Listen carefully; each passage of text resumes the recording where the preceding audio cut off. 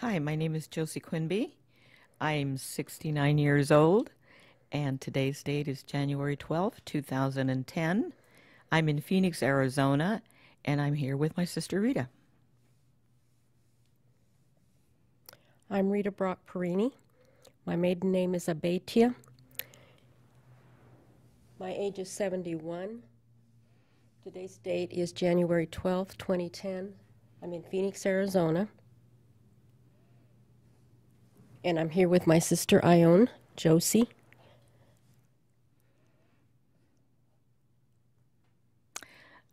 Well, I thought today maybe our conversation should be about our growing up in the barrio, which was back then known as Golden Gate. Right. And all the issues that helped us in growing up to be the people that we are today. Because I think that coming from the background that we came from, with parents who had 10 children and lived in very small housing, and with the hard work that they always did, that was part of what helped us grow up to be the people that we are today. Don't you think that was part of it too? I think so, because coming from a family of 8 girls and 2 boys, we always did have to be very resourceful. We had to take care of each other because our parents spent their time working.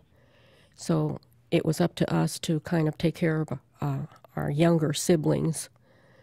And we spent a lot of time together. Some of my early recollection is of going to Balt School.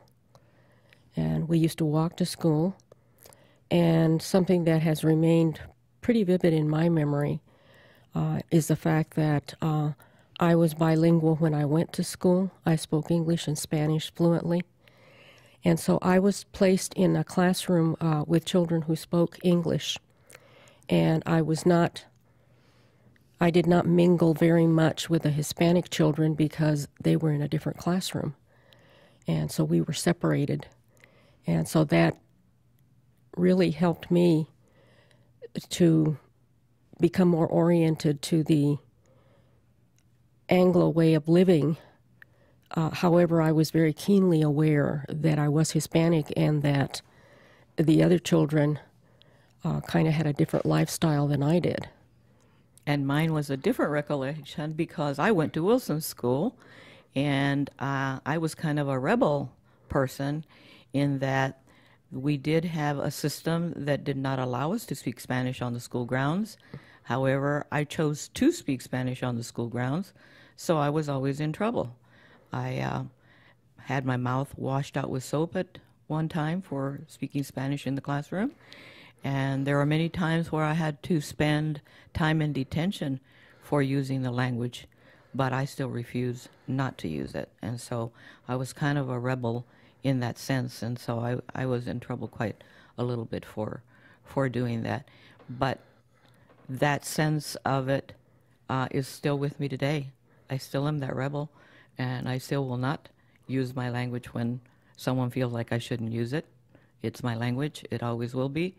And I continue to use it today, and I'll fight anybody on it when they tell me that I can't use it. Can I ask you a question? Sure. Can you tell me who's older, and also why did you go to different schools? I'm older. I'm 71. So I started going to school at Balt School because we lived in that neighborhood. And it was really, at that time, we lived in a rather large area. It was like a ranch. That was before we moved to Golden Gate. Mm-hmm. That was before we moved to Golden Gate. Right. And my grandfather used to farm that property. So we really didn't have Hispanic neighbors at that point. There wasn't really that many neighbors because it was kind of out in the open, kind of out in the sticks type thing. So we didn't have many neighbors at the time. Actually, it was on the corner of 40th Street and Van Buren, which is now a very commercial area. But at that time, it was considered to be, way outside of the city.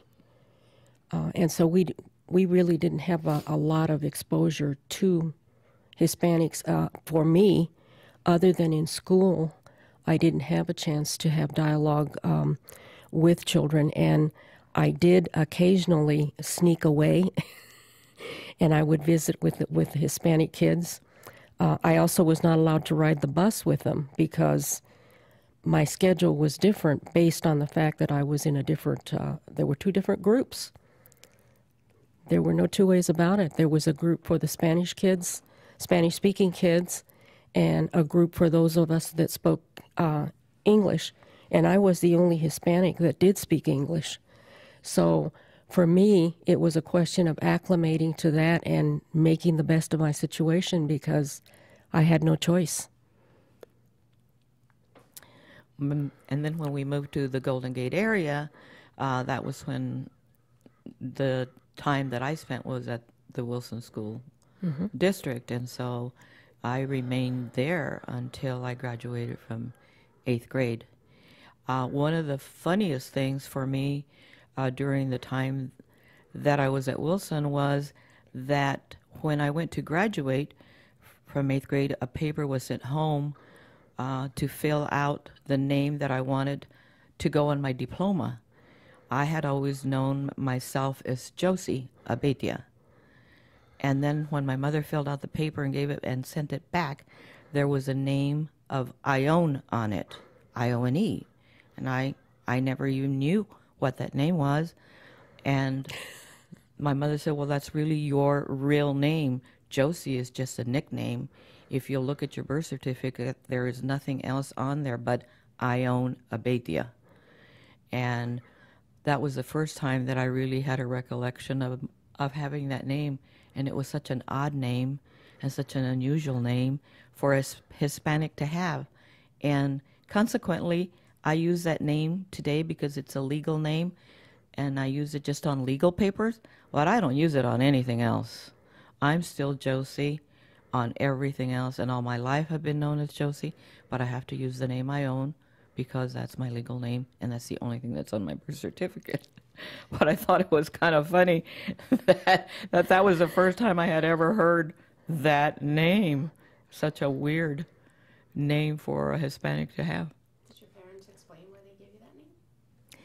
Well, one of the stories that I heard was that when I was born, there was some kind of a problem that happened to babies at that time that had to do with their lungs, and that many of them didn't survive. And so that's what my mom was told, and my mother had not picked out a name for me, so they gave me the name of the nurse that was taking care of me. And then the next day I was still there. And by that time my mother said the certificate had left and gone to the state. And so it stayed on the certificate as that nurse's name. And then after that, once I got home, it was like my grandfather, my mother has told me that my grandfather said, there's no way we're calling her that. We're going to call her Josie. And that he was the one that kind of gave me that nickname. And it stayed. And that's what I used all through school until 8th grade. Did I really know that I had another name? And when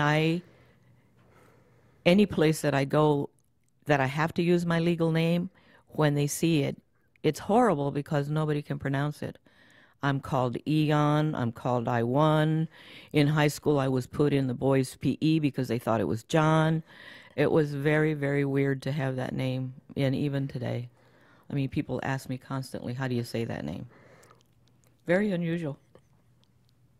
Very unusual. But it was fun. When we moved into Golden Gate, it was right in the middle of a neighborhood that was very obviously Hispanic. And we, of course, had been, up to that point, kind of been accustomed to being by ourselves.